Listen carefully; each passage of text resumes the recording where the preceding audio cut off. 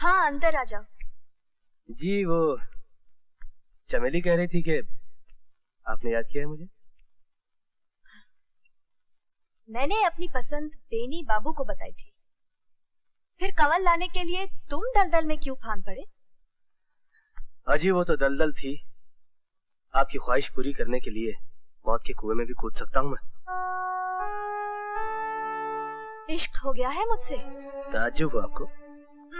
नहीं, ताज्जुब तो मुझे तब होता अगर तुम्हें मुझसे इश्क नहीं होता, क्योंकि मेरे करीब जो भी आता है वो मेरा आशिक बन के ही रहता है। शादीशुदा लोग भी मुझ पर फिदा हो जाते हैं, तुम तो फिर भी कुंवारे हो। चलो मेरे चाहने वालों की लिस्ट में एक इजाफा और सही। आशिक बने हो, बने रहो। शुक्रिया, करम, नवाजिश। लेकिन ये याद रहे, मेरे और तुम्हारे बीच जो फासला है वो भी बना रहे। चांद को छूने की कोशिश मत करना, अपना मकाम कभी मत भूलना। मुझे इतना छोटा आदमी मत समझिए। हो सकता है कल आपके इश्क में मैं भी कुछ बन जाऊं, बेनी बाबू जैसा मकाम हासिल कर लूं। बेकार के सपने मत देखो। मेरे चाहने वालों में सबसे ऊंचा दर्जा बेनी बाबू का है। औरों के पास तो सिर्फ धन है, बेनी बाबू के पास फन भी है। बेहतरीन शायर है वो। यानी कि आपके नजरों में बेनी बाबू अच्छे शायर हैं? अच्छे, बहुत अच्छे। उस दिन उनकी ताजा गजल महफिल सुनती तो झूम उठती, बस झंझोटिया सेठ ने सुनाने नहीं दिया। तो फिर ठीक है, कल सुनवाइए और झुमवाइए महफिल को। और अगर आपकी इजाजत हो तो कल का तमाशा मैं भी देखूं। हाँ देख लेना। CI झंझोटिया।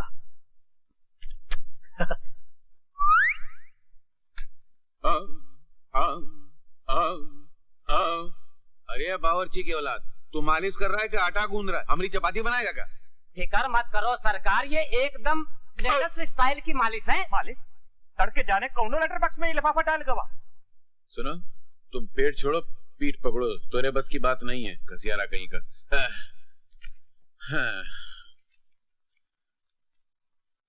झंझोटिया सेठ, इस खत के साथ एक गजल भेज रहा हूँ, उसे अपनी गजल बना के लैला को पेश कर दीजिएगा, फिर देखिए महफिल में आपका क्या रंग जमता है। आदाब। अरे हम का बहनी बाबू, एक नजर जरा हिया भी तशरीफ रखिए। वैसे बहुत बेशरम आदमी हो तुम। क्या क्या कह रहे हैं आप? नहीं, घर में सती सावित्री पतिव्रता पत्नी बैठी है, उसको छोड़ के आप हिया आते हैं। वो बेचारी तो थाड़े मार मार के रोती होगी। अरे तुम्हारी पत्नी भी तो रोती होगी। हमारी पत्नी रोती नहीं, उल्टा हमको रुलाती है। आदाब अर्ज है साहिबान। आदाब। आदाब अर्ज है।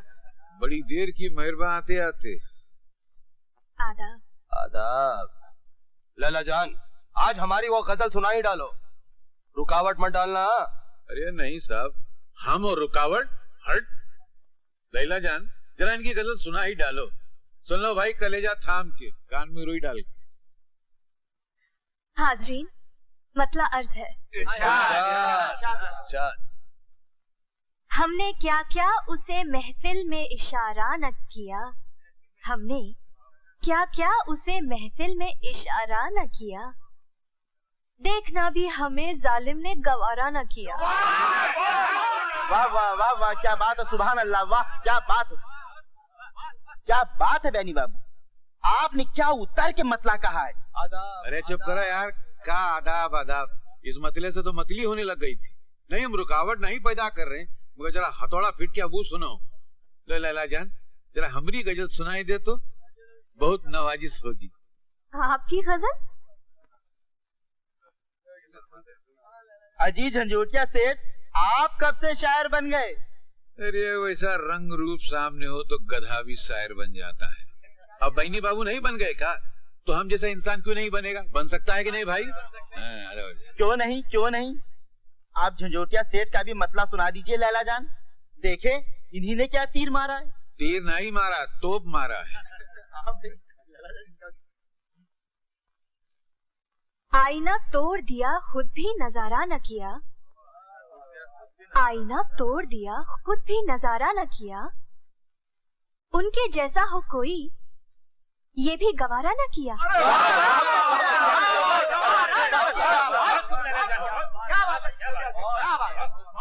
वाह, क्या बात है झंझोटिया सेठ, आपने तो वाकई हथौड़ा फिट कर दिया है। इसी जमीन में, इसी बहर में क्या लाजवाब शेर कहा है।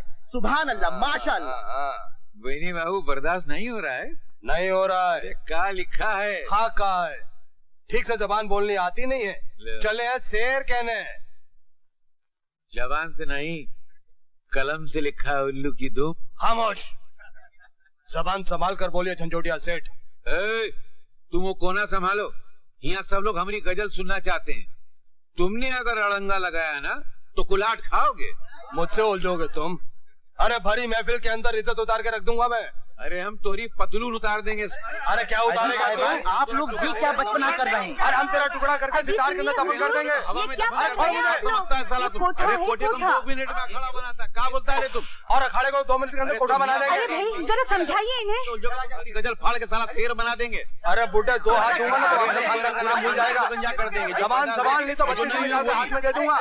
हाथ पीछे कर, एक हाथ दिया ना अपने घर का एड्रेस भी भूल जाएगा। सरकार, ये आपने कैसे कैसे आशिक पाल रखे हैं?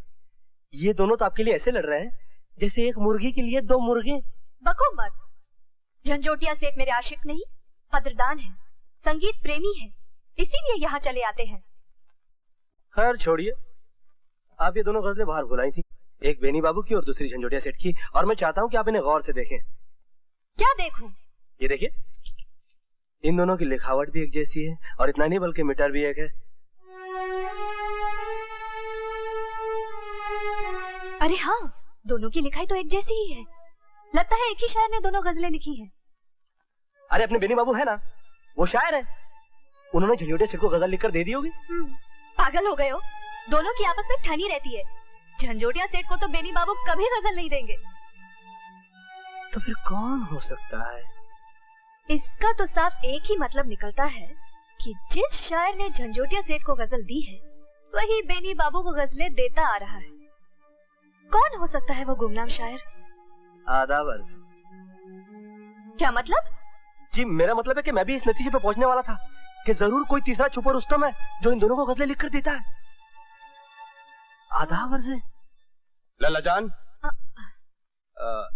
इस बदमज़गी के लिए मैं आपसे माफी चाहता हूँ, लेकिन आप तो अच्छी तरह से जानती हैं कि वो बेवकूफ झंझोटिया हमेशा मुझे डंक मारने की कोशिश करता है, लेकिन आज मैं बहुत शर्मिंदा हूँ। प्रेमी जी? माँ से जाके कह दो कि आज मेरा मुजरा करने का मूड नहीं है, सबसे जाने के लिए कह दे। जी फौरन भेज देता हूँ। अगर आपकी इजाजत हो तो शुरुआत बेनी बाबू से करूँ? नहीं, 1 मिनट पूछो। मुझे इनसे कुछ जरूरी बात करनी है, तुम जाओ। जी बहुत अच्छा, बहुत अच्छा। आधा वर्ष।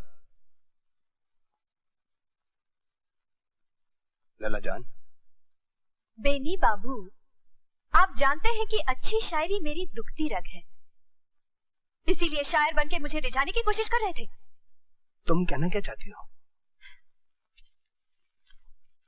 ये देखिए, एक गजल आपकी है और एक झंझोटिया सेठ की, लेकिन दोनों की लिखाई बिल्कुल एक जैसी है। अब आप सच सच बताइए कि आपको गजल लिख के देने वाला वो गुमनाम शायर कौन है? प्रेमी ने भड़काया तुम्हें? प्रेमी क्यों भड़काएगा मुझे? वो तो खुद जानना चाहता है कि वो गुमनाम शायर कौन है। मेरी गजल का शायर मैं हूँ जाने मन, यकीन मानो। ये तो महज इत्तेफाक है कि इसकी लिखाई मेरी लिखाई से मिलती जुलती है। ठीक है, तो फिर सबूत पेश कीजिए। कागज भी हाजिर है और कलम भी, ठीक वैसी ही लिखाई लिख के दिखाइए, दिखाइए। हद हो गई, इतना जलील मैं आज तक नहीं हुआ। मेरी जबान पे तुम्हें भरोसा नहीं रहा, सबूत चाहिए तुम्हें। मत भूलो लैला जान, आज तक मैं तुम पर दौलत लुटाता रहा हूँ, तुम्हारे नाज उठाता रहा हूँ।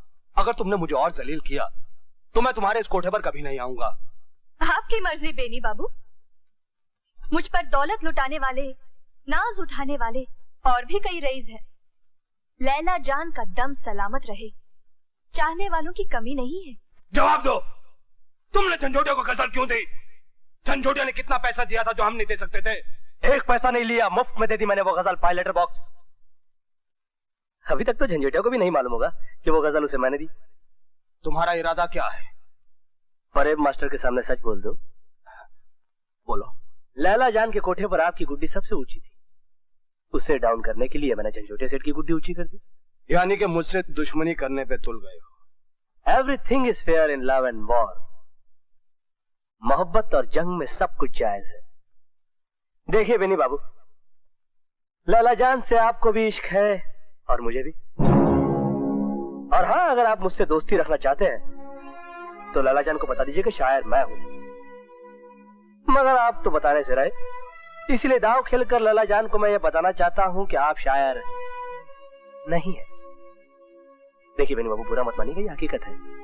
मैं आपकी तरह फरेब मास्टर नहीं हूं। इजाजत है, मैं चलता हूं। ठहरो प्रेमी, आइंदा भी अपना वचन निभाओगे क्या? लैला से कभी नहीं कहोगे कि तुम ही असली शायर हो? पहले भी कह चुका हूं, मर्द की जबान एक, वचन दिया है तो मरते दम तक निभाऊंगा। फिर तो इश्क में जीत मेरी होगी। मुझे खतरा एक शायर से था, नौकर को तो लैला जान अपनी ठोकर से उड़ा देगी। अरे गले से लगाएगी बेनी बाबू, आज ये भी वादा रहा।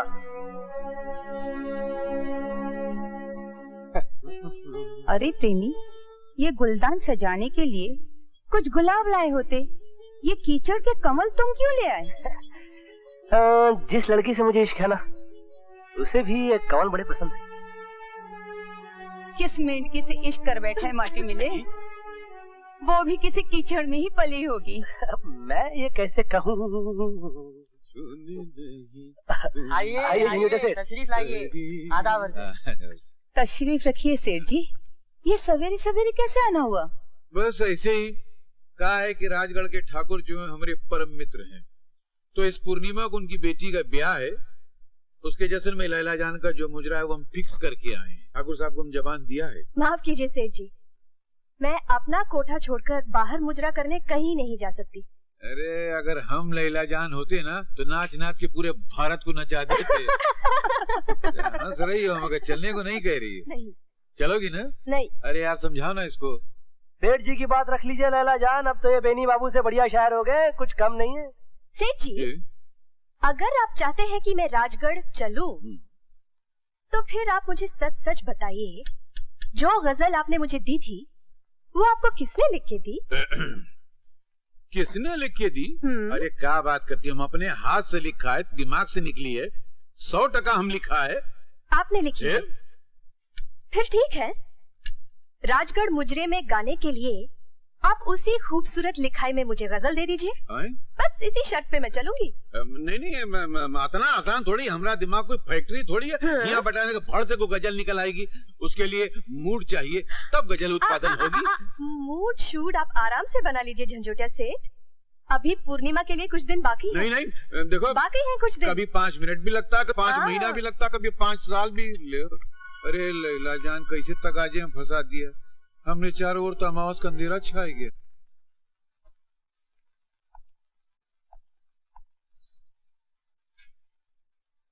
मैं जानती थी ना आने की धमकी देने के बाद आप जरूर आएंगे। आप तशरीफ ले जाइए, मैं आराम करना चाहती हूँ। उस धमकी का जुर्माना अदा करने दो, चला जाऊंगा। कैसा जुर्माना? ये नेकलेस लाया हूँ तुम्हारी मरमरी गर्दन के लिए। रहने दीजिए बेनी बाबू, रहने दीजिए। आप फिर से ताना देंगे, तुम पर अपनी दौलत लुटा रहा हूँ। अरे तुम पर तो मैं अपनी जान तक लुटा सकता हूँ जाने मन। वादा करता हूँ कि ताने नहीं दूंगा। अपने हाथों से ये हार मुझे पहनाने दो। ठीक है, पहना दीजिए।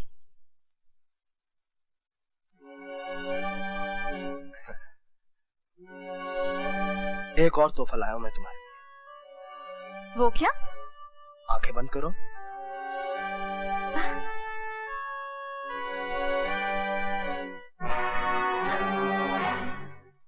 आप हद से गुजर रहे हैं बेनी बाबू।